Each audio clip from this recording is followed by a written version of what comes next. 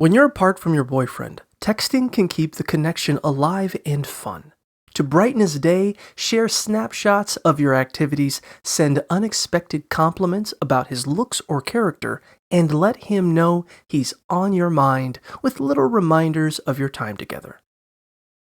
Engage him with questions about his day, favorite memories, or silly hypotheticals, and show that you value his opinions by asking for his input on decisions. Instead of bland greetings, jump right in with exciting updates or references to past conversations to create anticipation.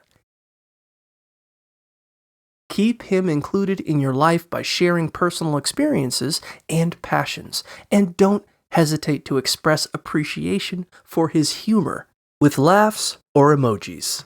A bit of playful teasing can also add flirtation, but ensure it remains lighthearted and positive. Overall, these thoughtful texts can make him feel cherished and connected, even when you're apart.